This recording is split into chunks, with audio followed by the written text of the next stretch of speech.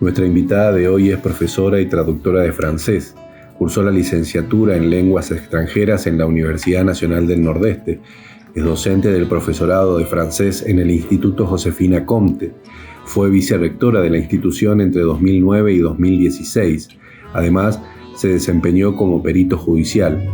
Es librera, propietaria de la librería Capítulo 1, que acaba de cumplir 25 años de trayectoria en la provincia de Corrientes. Nos visita hoy Susana Canevaro. Bueno, Susana, muchas gracias por estar acá, por aceptar esta invitación. No, al contrario, muchísimas gracias a vos por tenerme en cuenta. Por favor, ¿quién es Susana Canevaro? Si vos te tuvieras que definir, ¿quién sos? Creo que soy una mujer inquieta, inconforme, en el sentido de siempre busco más respuestas, con ganas de ir siempre tras mi deseo, y por esa misma razón mi camino me lleva, creo que en el mismo sentido, porque mi deseo es hacer lo que hago. Y ahí, en eso, supongo que te estás refiriendo a los libros, ¿no? En este caso, porque sí. Haces Ahora otras cosas también. Caso, sí. O en todo caso ahí, los libros te dan por ahí esa posibilidad de expandir conocimiento, claro. Respuestas tal vez. Claro, sí, el mundo de los libros es infinito casi, ¿no? Lo que más se acerca al infinito, me parece, claro. A esta altura.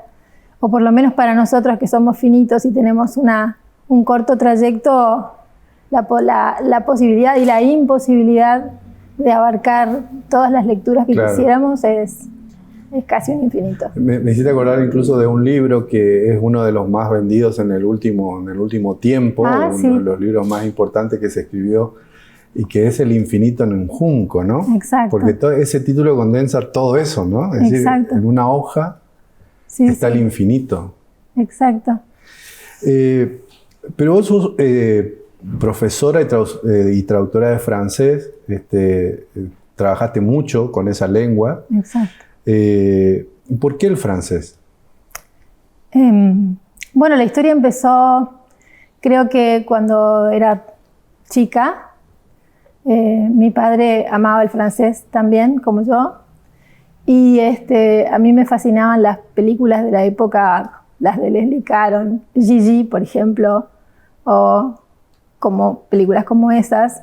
Y teníamos en ese momento, bueno, la Alianza Francesa quedaba justo en la otra cuadra de donde estamos ahora, por la calle Mendoza, aquí en la otra cuadra. Y entonces empecé a los 10 años a estudiar la lengua aparte, siempre me gustó jugar con los sonidos.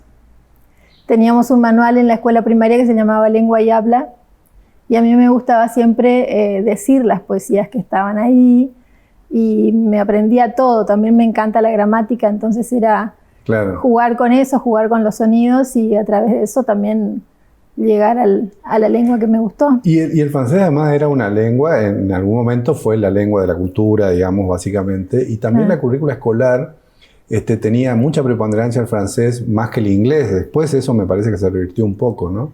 Sí, en la historia de Corrientes el francés ocupó un lugar muy importante. De hecho, la Alianza Francesa, que era la institución que reunía a todos los correntinos que tenían ganas de estudiar la lengua, estudiaban la cultura, porque en francés en particular no solo, como bien dijiste, se enseñaba la lengua, sino también la cultura francesa, en un momento francófona, se llamó después porque abarcaba todos los países donde se habla francés.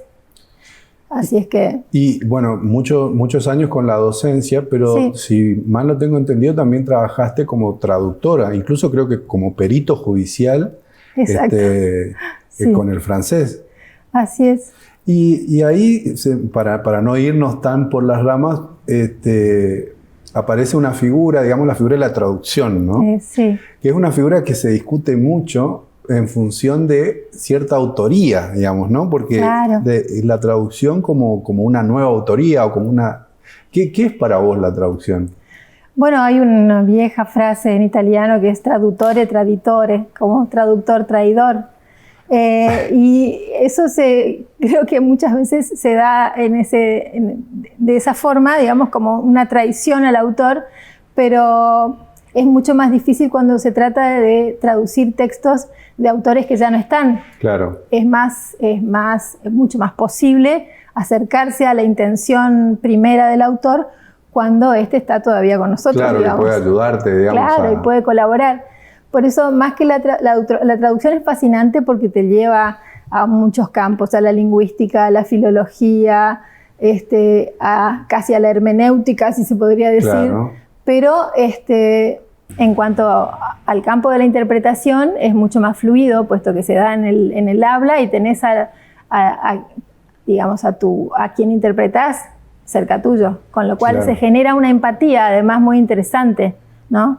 Muchas veces, a veces no. Me ha tocado casos en los que era muy difícil interpretar, por ejemplo, en medicina, se hace cuando hay realmente un lazo con casi increíble eso que se produce, ¿no? Porque también se genera confianza. Claro. Incluso recuerdo ahora, ya que lo mencionás así, hay una película que se llama El Intérprete, donde está puesto el énfasis en la precisión cuando se trata de cuestiones de Estado, que si está mal hecho, eso puede generar muchos conflictos, ¿no? Exactamente. Por eso es mucho más agradable y menos estresante el campo de la traducción de temas técnicos. Claro. Me ha tocado en temas de agricultura, por ejemplo, o en medicina incluso, pero el tema judicial es mucho más complicado, el tema político obviamente también. ¿Y en el caso judicial te tocó hacer traducción inmediata, digamos? No. ¿Con documentos? No, siempre traducción con documentos, en general documentos como certificaciones y cosas por el estilo. Pero acá estamos con la Susana Librera. Sí. En abril de 2015 fuiste la librera del año según la Fundación El Libro. ¿Qué fue eso para vos? Bueno, recuerdo exactamente el día en que me avisaron de que había sido... Fue totalmente inesperado para mí. ¿Cómo fue eso? Porque la librería es bastante artesanal, con lo cual estaba yo muy lejos de ser la librera del año. Nunca ni siquiera lo pensé. Claro, ¿no? Claro. Así es que cuando me tocó ir a recibir el premio, que me fue anunciado por el representante de una de las editoriales que me contactó, bueno, me acerqué al escenario, yo ni tenía idea porque nunca había asistido, si bien me habían invitado como a todos los demás libreros todos los años en la feria, ahí está el acto de entrega de esos premios al librero del año, al editor del año, al representante de editoriales, ¿no? Pero yo nunca había asistido, con lo cual, bueno, pensé que tenía algún momento para meter mi bocadillo y me lancé contra el mercado, contra las multinacionales y algunos supongo, en la primera fila eran que veía yo que había cara de desconcierto y los libreros independientes atrás, que después me saludaron, aplaudían, ¿no? Claro. Bueno, hay una tensión siempre ahí, ¿no? Con sí, ese seguramente. Tu nombre está asociado claramente a capítulo 1, de eso estamos hablando, ¿no? Que desde el 11 de mayo de 1998 presta un servicio a la comunidad justo a unos momentos, un año antes de una feroz crisis. Nació en La Rioja 712. 706. Después 706, no sé si después tuvo otro lugar, ahora está por la calle Pellegrini. Sí. Fue una iniciativa familiar, según tengo entendido al principio, después te quedaste sola. Si volvemos esa cantidad de tiempo que ha pasado, ¿qué recuerdo tenés de ese camino, digamos, de esa aventura de poner una librería, como la tuya además? Sí.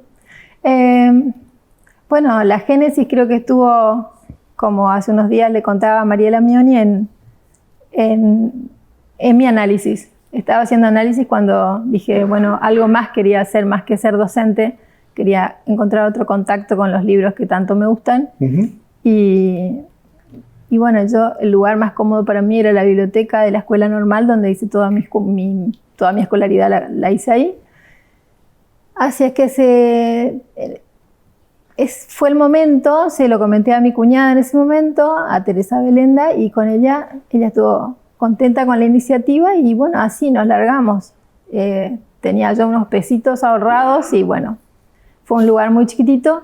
Después nos trasladamos frente al Colegio San José y ahí, bueno, fue la crisis del 99, luego la 2001 y en ese lapso me quedé sola al frente y bueno, contra viento y marea, como se dice.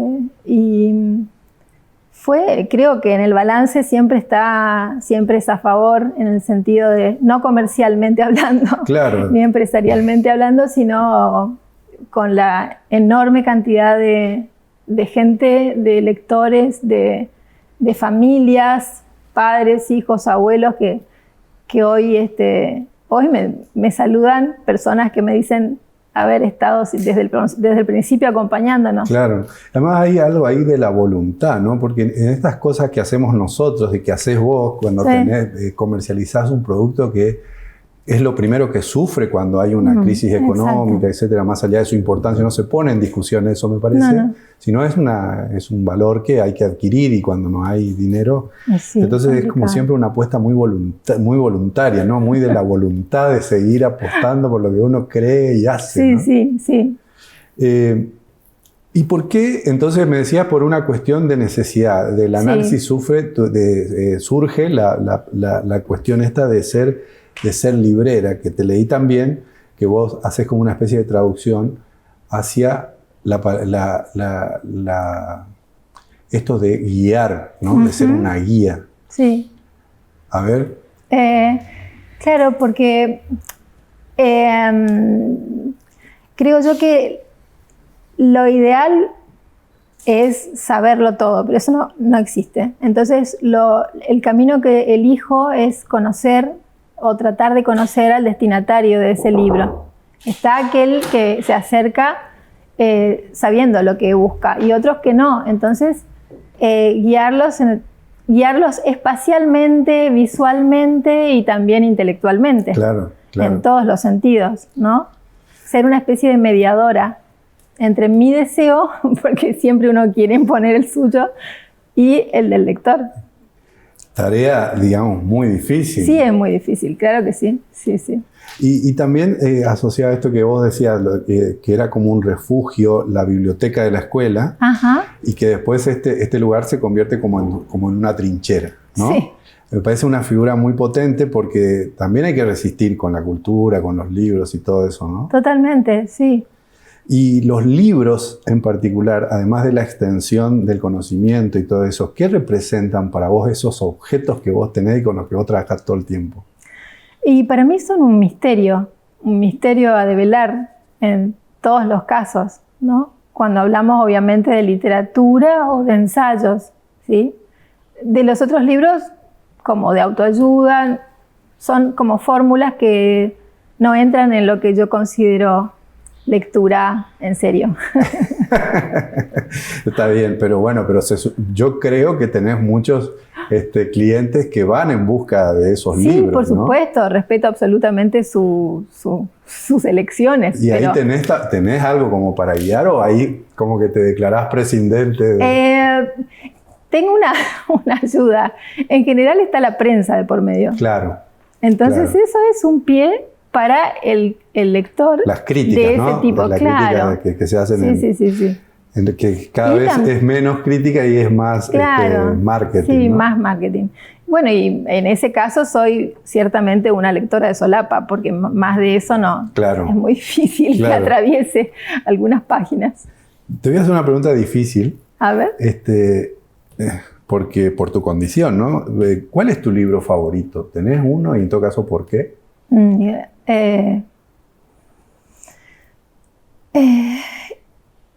Creo que es por temporadas, ¿no? ¿No te quedás con uno? No me quedo con uno, pero qué difícil, sí, es muy difícil responder a esa pregunta. Quizás sería algún libro de poemas, alguno de poesía francesa, como Las flores del mal, de Baudelaire. Si fuese un libro de poesía, sería ese seguro, que fue un libro provocador. Y eso creo que es la verdadera literatura o la verdadera poesía. Sí. Y si tuviese que elegir un libro en prosa o ficción, te diría a lo mejor Klaus y Lucas, que fue uno de los últimos que fue muy impactante para mí, o La bahía de Sinan Jones, que es un libro breve pero muy intenso también. Y ahora vos tenés más de décadas viendo entrar a la gente, ¿no? Y escuchando pedidos de distinto tipo. Sí.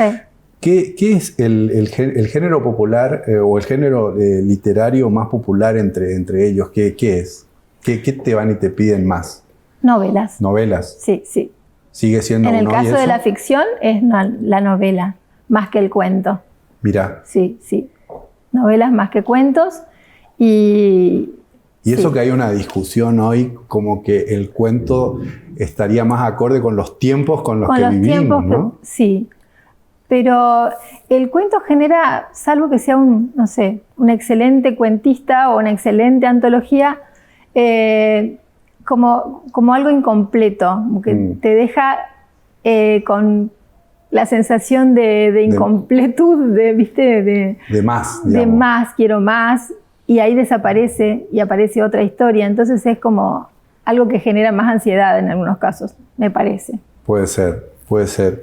Y entonces, ya que hablamos de la popularidad, pasamos ahora a la cuestión del objeto, ¿no? ¿Qué es el libro que se está vendiendo más hoy? No te digo título, sino que el género sigue siendo incluso hoy la novela, entonces ¿es lo que más se vende? La novela, sí. Luego el ensayo histórico en general o ensayo filosófico. La filosofía ha ganado un gran territorio en estos últimos años. Creo que la pandemia tuvo algo que ver también, porque nos hizo replantear un montón de cuestiones, y particularmente la filosofía para niños. Claro. Vos decías que cuando entra un cliente, vos tratás de semblantearlo, tratás de escucharlo, a ver para ver cómo ejercés la guía, ¿no? Sí. Y ahí tenés algún mecanismo, digamos, más o menos tenés para dónde rumbear, está armado un esquemita para... No.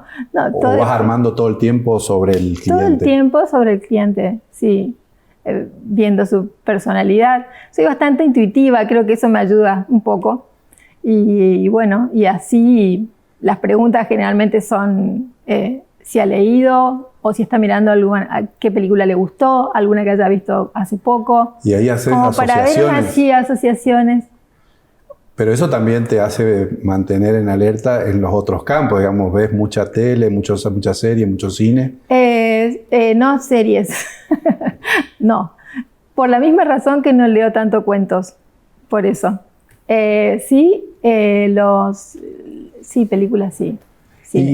Y supongo que de estas cosas suceden mucho en una librería, por lo menos es lo que yo tengo como... pero también pudo haber sucedido afuera, digamos, de la librería, ¿no? ¿Cuál es el encuentro más memorable que tuviste con algún autor o alguna autora de los libros que vos vendés? Creo que memorable por lo breve y emocionante para mí fue con Eve Ward. Mirá. Ella estuvo por acá, ¿no? Estuvo, escribió sobre Corrientes. Sí, escribió Crónicas de Patagonia, México, es uno de esos libros que rescata crónicas de Corrientes, está muy bueno, lo recomiendo. Se presentó un mediodía en la librería cuando yo la tenía por Mendoza, ya había cerrado, estaba por cerrar la puerta de entrada, y la veo paradita en la puerta, y entonces le digo yo, ¡Eve Ward! Y ella, que era súper tímida, me dice, sí, se quedó estática y se fue. Bueno, muchas gracias, y se fue. Eso fue todo. Ese fue nuestro encuentro, pero fue muy cómico. Mira, pero ella estaba mirando libros, digamos, estaba mirando vidrieras. No había siquiera atravesado la puerta digamos, donde están los libros, solamente que se quedó en el hall. Sí, quedó totalmente sorprendida por mi reacción. Claro. ¿Sí? Y se fue. ¿Tenés alguna opinión en relación o te planteaste en algún momento si existe tal tensión entre los libros de papel y los libros electrónicos? Creo que es una falsa discusión porque está mal planteada. A ver. Porque no hay tal competencia, porque la relación entre lector y libro-papel es cuerpo a cuerpo. Claro. Lo otro es una mediación y queda claro que no es, digamos, tengo yo una hipótesis sobre la relación del libro o al menos es mi experiencia, ¿no?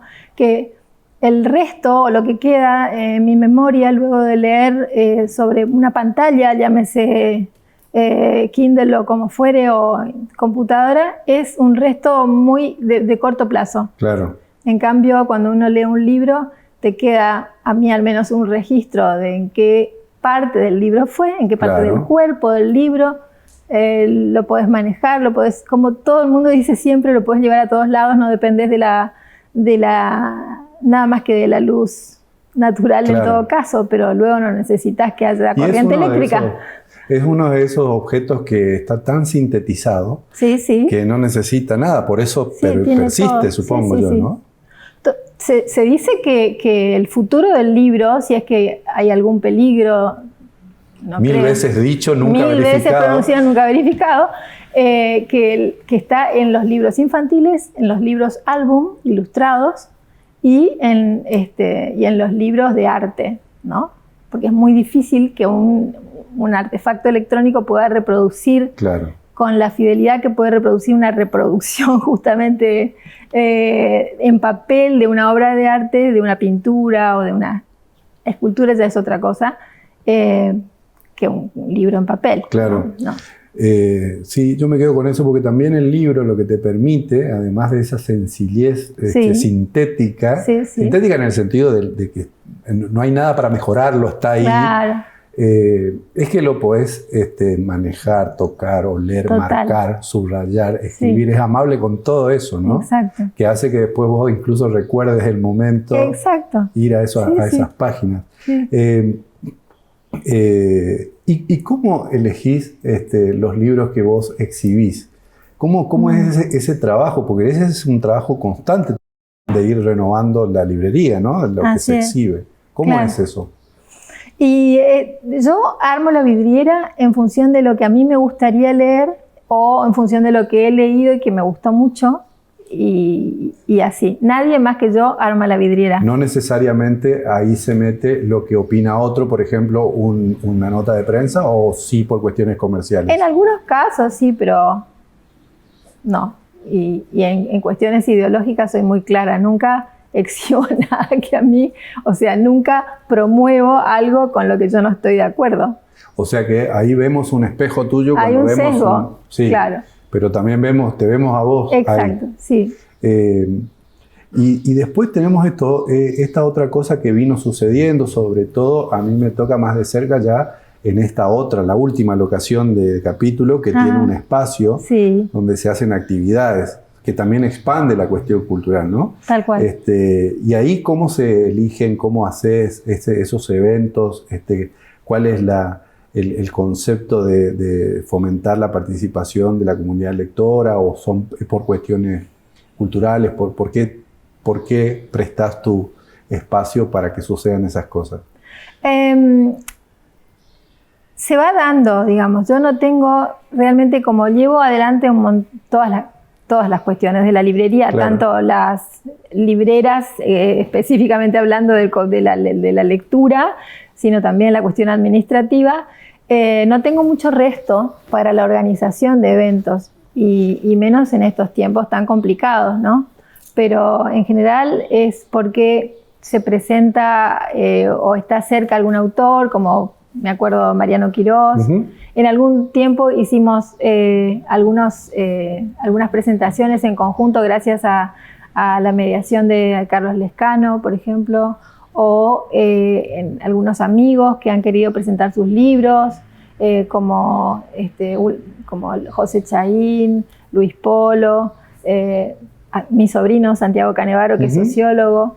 Y bueno, así que todo aquel que tenga interés en presentar sus libros, solo... Y después está lo otro, porque la librería también tiene un café, que dicho sea de paso es un facilitador del intercambio, de la lectura. Es el complemento ideal. Pero ahí hay una idea también, ¿no? ¿De dónde sacaste el modelo del café y la librería? O sea, no lo recuerdo exactamente. Pero tiene, digamos, surgió, viste en algún lugar, viste que hay lugares que tienen más desarrollado ese... Sí. Pero no fueron las librerías porteñas en todo caso, sino quizás a lo mejor Shakespeare and Company, pero no tienen ellos café, pero tienen una pequeña terraza o terrace, como dicen los franceses, delante, que me inspiraba eso, ¿no? Entonces, creo que por ahí. Y además me parece que sirve también como para que incluso el que está solapeando, el que está viendo que tiene un espacio más reposado, ¿no? Claro, tiene la posibilidad de ver todo con calma antes de tomar la decisión.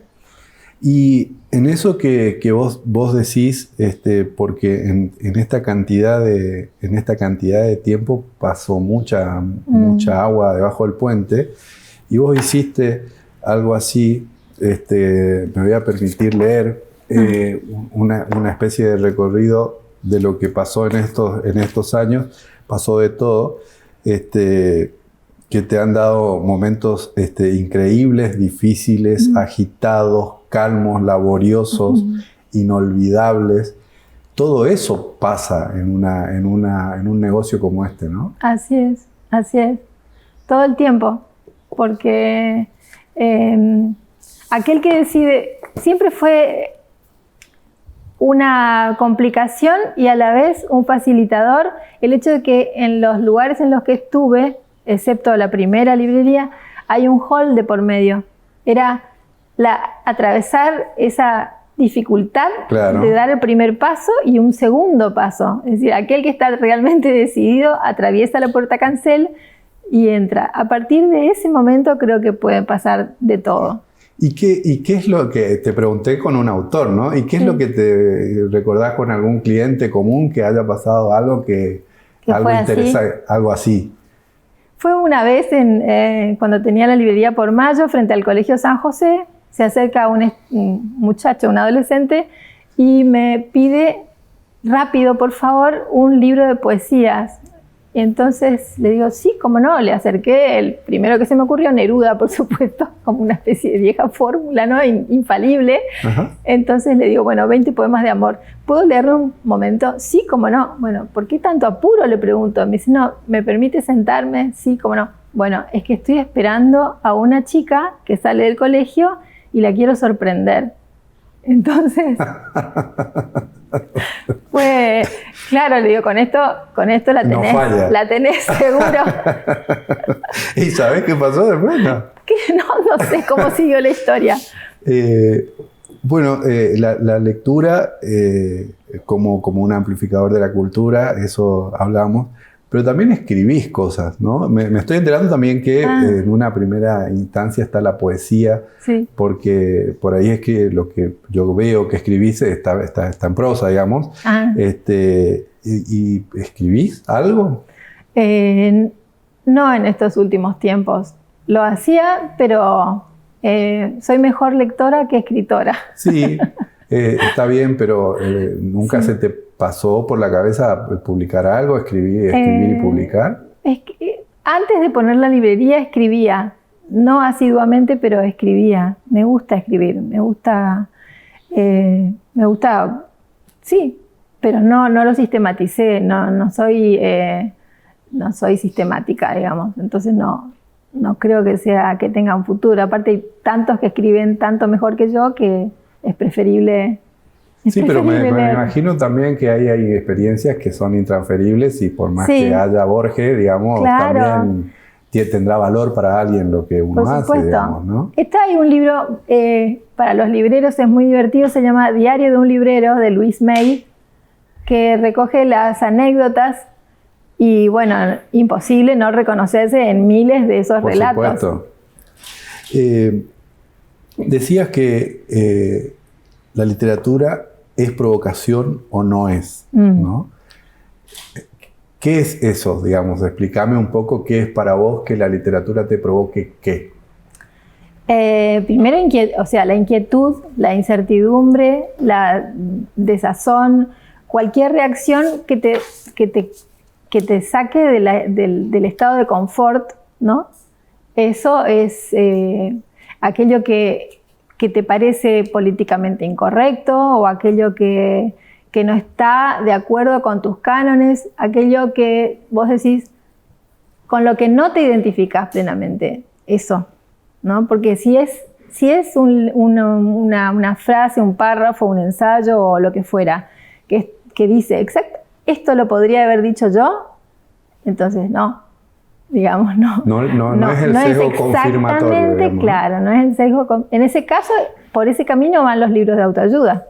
Claro. ¿No? Que confirman la hipótesis de uno sobre algo, sobre qué sé yo.